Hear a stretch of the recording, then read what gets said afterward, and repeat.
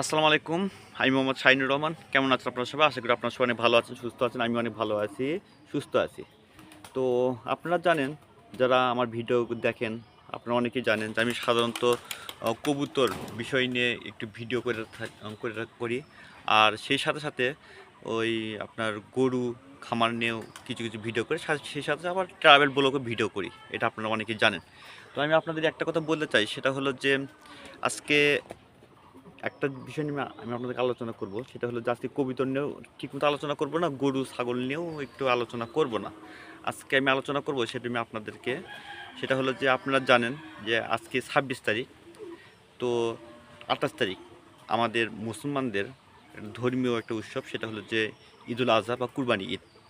অনেকে তো কুরবানি দিবেন, কেউ গরু দিবেন, কেউ ছাগল দিবেন, কেউ ভেড়া দিবেন, কেউ মহিষ দিবেন, তারপরে কেউ হচ্ছে আপনার উট দিবেন। এসব আমরা সাধারণত কুরবানি দিয়ে থাকি, যা মুসলমান ভাই বোনেরা এসব কুরবানি দিয়ে থাকি আমরা। তো আমি যেটা আপনাদের বলতে চাচ্ছি, অনেকে হয়তো গরু কুরবানি দিবেন। গরুর বিষয়ে একটা কথা বলি আমি। ওগুলি যা আমার ছাগল ভেড়া তারপরে এগুলির বিষয়ে না আজকে আলোচনা করতেছি না। কুরবানি গরু নিয়ে, কেনা নিয়ে আমি আপনাদের সাথে একটা আলোচনা করব। আপনারা গরু কি দেখে, কুরবানি গরু কি দেখে আপনারা কিনবেন সেটা আমি আপনাদেরকে বলবো। যেহেতু আমি একজন গরুর খামারি, গরু নিয়ে একটু কিছু জানি, খুব কম জানি, এটা ঠিক আছে। তো যতটুকু জানি সেটা আমি আপনাদেরকে ভিডিওর মাধ্যমে আপনাদেরকে একটু বলে থাকি। আর আমি আপনাদের একটা কথা বলে রাখি, যারা শহরে থাকেন, যারা ঢাকা শহরে থাকেন, আমি আপনাদেরকে একটা কথা বলতে চাই, সেটা হলো যে আহ, শহরের মানুষ সাধারণত গরু খুব কম বুঝেন। আমি যেটা জানি যে ওনারা হচ্ছে আপনারা যে গরুর জীবনে কিন্তু গরুর দড়ি বা রশি কিন্তু ধরেন নাই, তারা গরু চিনবেন কীভাবে? তো আমি আপনাদেরকে অনুরোধ করব যে আপনারা যারা শহরে থাকেন বা যারা গরু ছাগল, ছাগলের কথা বলতে হঠাৎ করে ছাগলের কথা মুখে এসে গেল, আমি গরুর কথা বলতেছি। তা অনেক হয়তো গরু সম্বন্ধে কিছু জানেন না, কি দেখে গরুটা কিনবেন। তা আমি আপনাদের একটা বলে রাখি, সেটা হলো যে কুরবানির একটা নিয়ম আছে। মহান আল্লাহ তাআলা একটা হাদিসে বলে দিয়েছে যে কুরবানি করবেন, কিনবেন একদম শখের, মানে গরুর কোনো প্রকার কাটাছেঁড়া থাকবে না। তারপরে হচ্ছে অনেকে দেখা যাচ্ছে যে আপনার কান কাটা থাকে, লেজ কাটা থাকে, এগুলো দেখে কুরবানি আপনারা কিনবেন, কুরবানি গরু কিনবেন না। হ্যাঁ, সেজন্য আল্লাহ তাআলা বলে দিয়েছেন যে কুরবানি পশু পশু ক্রয় করুন, সেটা হলো যে একদম সুস্থ সবল একদম মানে পরিপাটি দেখে মানে আপনারা গরু আপনারা কিনতে পারেন। তো তবে হ্যাঁ, আপনারা গরুটা আহ, সুস্থ গরু চিনবেন কীভাবে, সেটা একটা প্রশ্ন। তা প্রথমে আপনারা যখন গরুর কাছে যাবেন, তো গরুর কাছে যখন যাবেন, দেখবেন যে গরুর যে মুখের সামনে যে একটা কালো রঙের একটা ইয়ে আছে, দুই পাশে আপনার নাকের ছিদ্র দিয়ে থাকে, ওখানে দেখবেন ছোট ছোট ছোট ছোট পানির মতো ঘাম বের হচ্ছে কিনা। যদি ওই গরুর যদি ওই নাকের কাছে বা মাথার যদি নিচে দেখবেন যে কালো রঙের, ওখানে যদি আপনার ইয়ে থাকে, ঘাম ঘাম যদি একটু বের হয়, তো ওই গরুটা সুস্থ আছে, সবল আছে, ওই গরুটা আপনি কিনবেন। আর আরেকটা দিকে লক্ষ্য রাখবেন, আগে চামড়ার দিকে হাত দেবেন। চামড়া, গরুর যে চামড়া আছে, তা চামড়াটা মোটা না পাতলা সেদিকে খেয়াল রাখবেন। তবে হ্যাঁ, আমি আপনাদেরকে অনুরোধ করব, যেগুলো মোটা চামড়া, যে গরুর গায়ে যে মোটা যে চামড়া আছে না, ওই ওই মোটা চামড়া গরু কখনো কিনবেন না। ওই গরুর যদি কিনেন, আপনার মাংস খুব একটা স্বাদ পাবেন না, আর গরুর সমস্যা আছে। তো গরুর সমস্যাটা কী সেটা আমি আপনাদের পরে বলছি। আর হ্যাঁ, আপনারা গরু কিনবেন কীভাবে? গরুর চামড়াটা পাতলা দেখে কিনবেন। গরুর চামড়া পাতলা কিনা, ওই গরুর মাংস অনেক স্বাদ লাগবে, মাংস অনেক বেশি হবে। তো যাই হোক, এই একটা পয়েন্ট। প্রথম পয়েন্ট কি বললাম, যে গরুর যে নাকের কাছে যে কালো রঙে আছে, কালো রঙের ছোটো ছোটো ঘাম বের হচ্ছে কিনা এটা দেখবেন। আর হচ্ছে কি চামড়া, দুইটা গেল। আরেকটা দেখবেন যে গরুর বয়সটা দেখবেন। গরুর বয়সটা দেখবেন, গরুর বয়স সাধারণত আপনার ৩ বছর ৪ বছর ৫ বছর হলে ভালো হয়। গরুর যত বেশি বয়স হয় দেখবেন যে একটু বয়স্ক গরু কেনার একটু চিন্তা ভাবনা করবেন। বেশি বেশি বয়সও না, বেশি আপনার ছোট গরু কিনবেন না, একটু মাঝারি ধরনের, একটু হয়তো বা ৩-৪ বছর বা ২-৩ বছর হলে একটু ভালো হয়। টাকা একটু বেশি লাগুক, যেহেতু আপনি কুরবানি দিচ্ছেন, শখের বসে কুরবানি দিচ্ছেন, তো সেই কুরবানির গরুটা কিনবেন, বয়স দেখবেন। আরেকটা হলো কি, যে গরুর পায়ের দিকে লক্ষ্য রাখবেন। পা, গরুর যে পা আছে, 4টা পা আছে, 4টা পায়ে লক্ষ্য রাখবেন যে কোনো খুরা রোগ আছে কিনা। তা আমাদের দেশে যারা মানে ইয়েরা আছে, মানে যাকে দালাল বলা হয়, বাংলাদেশে কিন্তু গরুর ইয়ে চাইতে, খামারি চাইতে বাংলাদেশে কিন্তু দালালের সংখ্যা অনেক বেশি। ওরা কিন্তু আপনাকে আমাকে প্রচুরবার ঠকায়।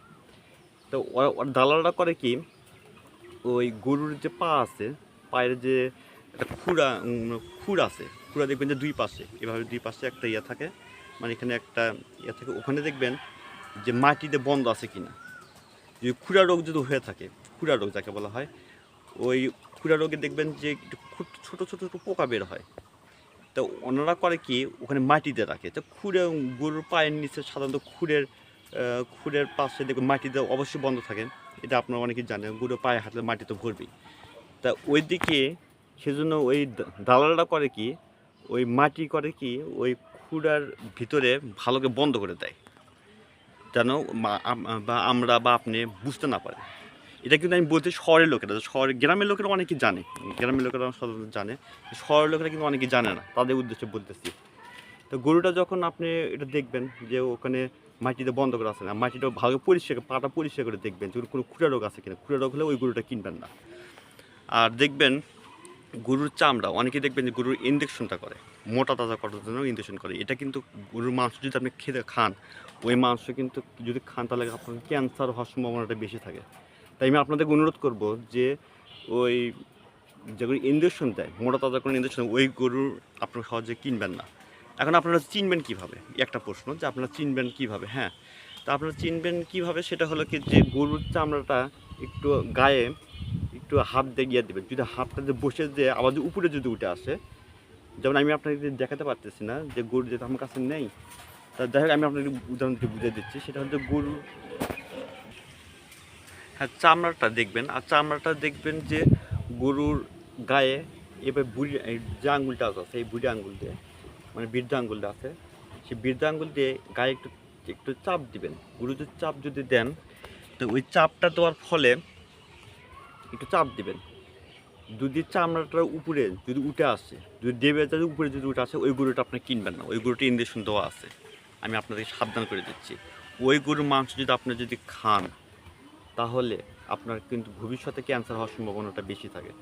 তা দেখে শুনে আপনারা গরু ক্রয় করবেন। আরেকটা কথা হলো কি, যে আমি আপনাদের আরেকটা কথা বলে রাখি, সেটা হলো যে ওই গরুর বয়সের কথা তো বলেছি, চামড়ার কথা বললাম।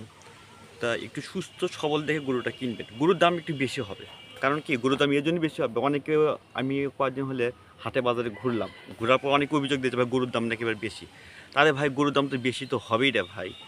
কারণ কি, যারা বলতেছে, যারা আপনারা বলতেছেন, বা আমার আমার মতো অনেকেই বলে, আমি আপনাদেরকে সরাসরি দোষ দিচ্ছি না, যারা বলেন যে গরুর দাম বেশি, গরুর দাম বেশি, তা আপনি একটা কাজ করুন, আপনি নিজে একটা গরু পালন করে কুরবানির সামনে নিজে একটা পালন করে নিজে কুরবানি দেন না কেন, তাহলে বুঝবেন গরুর দাম কেন বেশি। আপনার ওষুধপত্র আছে, খাবার খরচ আছে, তারপরে হচ্ছে পরিশ্রম আছে, তারপর মেধা আছে, ওইগুলি দিয়ে একটা গরুর পিছনে অনেক মেধা দিতে হয়, অনেক আপনার খাবার দিতে হয়, তারপরে ওষুধপত্র দিতে হয়, এবং বাজারে কিন্তু সব কিছুর দাম কিন্তু বেশি হয়, গরুর খাবারের দাম বেশি, এই জন্য গরুর খাবারের আপনার দাম একটু বেশি। এখন আপনারা বলবেন যে গরুর মাংস হচ্ছে 700-800 টাকা কেজি, সেই হিসেবে গরু কিনতে গেলে 900-1000 টাকা পড়ে যাচ্ছে। তা আমার একটা প্রশ্ন হলো আপনাদের কাছে, যারে ভাই, যে আপনারা যে কথাটা বলতেছেন, তা আপনি সারা বছর কুরবানি হয়তো গরুর মাংস খাইছেন হয়তো 700 থেকে 750 টাকা কেজির মধ্যে আপনার কিনে খাইছেন। তখন আপনার কষাইয়ের কাছ থেকে যাচাই বাছাই করে কিন্তু আপনি কিন্তু গরু কিন্তু যাচাই বাছাই করেননি যে গরুর কি আছে, যে আপনার গরু যাচাই বাছাই করেননি যে গরুর কোনো অসুস্থ আছে কি না, তারপরে হচ্ছে গরুর হচ্ছে আপনার কোনো ইঞ্জেকশন দেওয়া আছে কি না, তারপরে হচ্ছে গরুর হচ্ছে আপনার নাক কাটা আছে কিনা, বা কান কাটা আছে কিনা, লেজ কাটা আছে কিনা, বা অসুস্থ গরু কিনা, এগুলো কিন্তু আমরা যাচাই বাছাই করিনি। কষাইয়ের কাছে গেছেন, আপনি মাংস কিনে নিয়ে এসে আপনি খাচ্ছেন, কিন্তু মাংসটা যে কী ধরনের মাংস সেটা কিন্তু আপনারা কিন্তু যাচাই বাছাই করতেছেন না। তো কুরবানির সামনে গেলে আপনি নিজে যাচ্ছেন, নিজে যা দেখে শুনে গরুটা কিনতেছেন, তারপর গরুর দামটি একটু তো বেশি হবে, ওই গরুর মাংস তো আপনার 900 বা 1000 বা পড়তে পারে, এটা স্বাভাবিক। তা আপনি তো নিজে দেখে শুনে গরুটা কিনতেছেন। তাই এখন আমার একটা প্রশ্ন হলো কি, যারা শহরে থাকেন, আপনারা অনেকে বলতেছেন যে গরুর দাম বেশি, গরুর দাম বেশি, ওটার দাম বেশি। তাই আপনি একটা নিজে বাসায় একটা নিজে গরু পালন করে দেখেন, তাহলে বুঝতে পারবেন। তা আপনারা যারা শহরে থাকেন, তা গ্রামের মানুষরা গরু খামার দিতে কীরকম কষ্ট, এটা তো আপনারা তো বুঝবেন না, এটা বোঝার চেষ্টা করেন না। তো অনেকে তো বলেন যে ভাই, গরুর মাংস আপনার ইন্ডিয়াতে আপনার 400 বা 500 টাকা কেজি, ব্রাজিলে হচ্ছে ওইরকমই দাম, আছে আপনার 300 400 বা 500 এরকম, এরকম দাম। তারপর হচ্ছে পাকিস্তানেও গরুর মাংসের দাম কম। তো এখন কথা হলো কি যে ভাই, ওদের হচ্ছে উন্নতি প্রযুক্তি আছে, উন্নত দেশে উন্নতি প্রযুক্তি আছে। আপনার বিশাল বড় একটা মাঠ আছে, সে মাঠে হয়তো গরু ছেড়ে দেবে। আপনার ব্রাজিলের কথা বলতেছি, ব্রাজিলে অনেক বড় একটা মাঠ আছে, গরু হয়তো মানে খাচ্ছে। ওদের উন্নত জাতের প্রযুক্তি আছে, হয়তো সামান্য ওদের হয়তো দেখা যাচ্ছে। আমাদের কিন্তু বাংলাদেশে ওই ধরনের কিন্তু নাই। আমরা বাংলাদেশের মানুষরা করে কি, একটা খামারে একটু বন্দি অবস্থায় গরুগুলো হয়তো পালন করে সাধারণত। যারা চরাঞ্চলে থাকে তারা হয়তো দেখা যাচ্ছে যে গরু সাধারণত একটু চড়ে বেড়ে খাচ্ছে আর কি। কিন্তু বেশিরভাগ ঘুরে ফিরে দেখবেন যে হলস্টেইন ফ্রিজিয়ান, বাংলাদেশের কথা বলতে হলস্টেইন ফ্রিজিয়ান জাতের আছে, আর একটু শাহিওয়াল জাতের আছে, আর হচ্ছে দেশি জাতের কিছু গরু আছে। এগুলি সাধারণত আপনার পাবেন বাংলাদেশে। আর বাংলাদেশে কিন্তু ওই ধরনের কিন্তু উন্নত জাতের প্রযুক্তি নাই, যে সামান্য হয়তো বা একটু খাবার দিলাম, খাওয়া দাওয়া দেখা যাচ্ছে যে ওই মাংস উৎপাদন বেশি হলো, এই ধরনের কিন্তু নাই। আর হ্যাঁ, হবে যদি আপনি ব্রয়লার ফিড খাওয়ান, ব্রয়লার গরুকে যদি ব্রয়লার ফিড যদি খাওয়ান। এর আগে কিন্তু আপনার ফেসবুক বা ইউটিউব অনেক দেখেছে যে ব্রয়লার ফিড খাওয়ালে গরুর কী অবস্থা হয়েছে। এরা আঙ্গুরের মতো মোটা হবে, পরে দেখবেন যে আস্তে আস্তে শুকে যাবে। তাই আমি আপনাদের একটা কথা বলি, গরু যদি দেখবেন যে যদি অতি স্বাস্থ্যবান, মানে একদম ব্রয়লার মুরগির মতো ফাঁপানে মাংস ফেপে গেছে, ওগুলি গরু আপনারা কিনবেন না। তা আপনারা অনেক এইসব করে কি, যে অসাধু লোকের আছে, যারা দালাল প্রকৃতির লোক, তারা কী করে গরুকে ব্রয়লার ফিড খাওয়ায়, ব্রয়লার ফিড খাওয়ায় গরুকে মোটা তাজা করা হয়। তো এই মাংস যদি আপনি খান, তাহলে আপনি কেমন অবস্থা হবে সেটা আপনি বুঝতে পারছেন। তা ভাই, আমি আপনাদের কথা বলে রাখি যে গরুর সাধারণত আপনারা ভালো যদি গরু যদি কিনতে চান, একটু দাম একটু বেশি হলেও একটু দেখে শুনে কিনবেন। তাহলে হয়তো কি, আপনার হয়তো দেখা যাবে যে ওই গরুর সুস্থ সুস্থ বান যদি স্বাস্থ্যবান যদি গরু যদি কিনেন, তাহলে হয়তো দেখা যাবে যে কি, কৃষকেরা একটু ন্যায্য দাম পাবে। আমরা যারা খামারিরা যারা আছি, ছোটো খামারিরা যারা আছি, আমরা খামারিরা অনেক লাভবান হতে পারবো। তাই মিসাই ভাই, আপনারা আন্দাজে একটা কথা বলেন না যে ভাই গরুর দাম বেশি, তারপরে হচ্ছে উন্নত দেশগুলো গরুর মাংসের দাম কম, আমাদের বাংলাদেশে গরুর দাম মাংসের দাম বেশি, এগুলি বলে লাভ না ভাই। তা আপনার যদি এতই যদি ইয়ে থাকে, তাহলে আপনার কাছে নিজে গরু পালন করুন। নিজে গরু পালন করতে তাহলে আপনারা হয়তো বুঝতে পারবেন। তা আমার একটা কথা হলো কি, যে আপনি বাজারের কথা বলি, বাজারে হয়তো যেগুলি গম পাওয়া যায়, আপনারা জানেন গমগুলো আছে, ওই গমটা কিনবেন। গমটা কিনে আপনি ভেঙে গরুকে খাওয়ান, তাহলে বুঝতে পারবেন যে গরু কেন এত দাম হচ্ছে, তাহলে আপনারা বুঝতে পারবেন। আর একটা কথা হলো কি, যে আপনি বাজারে কিন্তু আটাও পাওয়া যায়, আটা আর ভুসিও পাওয়া যায়। তা আটার দাম কত, ভুসির দাম কত, একটা চিন্তা করে দেখুন। কারণ এখন কুরবানির সামনে ভুসির দাম কিন্তু অনেক বেড়ে গেছে, সেটা আপনি নিজেরাও জানেন। ভুসির দাম কিন্তু অনেক বেড়ে গেছে। তাই সব কিছু বিবেচনা করে গরুর দাম তো একটু বেশি তো হবে। তবে হ্যাঁ, আমি সরকারকে অনুরোধ করব যে আপনারা ওনাদের কথায় হয়তো বলতেছেন যে হ্যাঁ, আমাদের একটু বসা উচিত। তা আমার কথা হলো কি, যে আপনার খামারিদের সাথে বসুন, যে খামারিরা যারা আছে তাদের সাথে একটু বসে আলোচনা করুন। আলোচনা করে আমরাও চাই যে গরুর মাংসের দাম কম হোক। গরুর মাংসের দাম কম হলে, গরুর দাম কম হলে আমরা সাধারণ মানুষরা কিনে খেতে পারবো। তার আগে গরুর খাবারের দামটা কমান, গরুর খাবারের দামটা কমান। তাহলে আমরাও ভাই, খামারিরা যারা আছে, ছোটো বড়ো খামারিরা আছে, আমরাও যে গরুর দামটা কমিয়ে দেবো। আমরা সুস্থ সবল উপরে আমরা কিন্তু ব্রয়লার ফিডও খাওয়াবো না, কিছু খাওয়াবো না। অনেকে ব্রয়লার ফিড, আমি কখনো গরুকে কখনো ব্রয়লার ফিড খাওয়াই না। কারণ আমি হচ্ছে ডেইরি, আমি হচ্ছে ওই গরুর হচ্ছে দুধ উৎপাদনের জন্য একটু থাকি, দুধ উৎপাদন করে থাকি। তা যাই হোক, আমি মাংসের জন্য খুব একটা করি না। তা আমি খামারিদের শুনে আমি কথা বলতেছি আর কি। তা সরকারকে অনুরোধ করব যে আপনারা আগে খামারিদের সাথে বসে আলোচনা করে তারপর খাবারের দামটা কমান। তারপরে হচ্ছে খাবারের দামটা কমে, তারপর সব কিছু বিচার বিবেচনা করে তারপরে আপনার গরুর দামটা কমান, মাংসের দাম কমান, সেটা আপনাদের ব্যাপার। আমরাও চাই যে গরুর মাংসের দাম, তারপরে হচ্ছে গরুর দামটা কমে যাক, তাহলে সাধারণ মানুষরা একটু খাক, সেটা আমরাও চাই। তো যাই হোক বন্ধুরা, আজকে এই পর্যন্তই। ভিডিওটি ভালো লাগলে আপনার লাইক কমেন্ট শেয়ার করতে পারেন। আপনি যদি আমার চ্যানেলে নতুন হয়ে থাকেন অবশ্যই আমার চ্যানেলটি একটু সাবস্ক্রাইব করবেন। ততক্ষণ ভালো থাকবেন। আসসালামু আলাইকুম।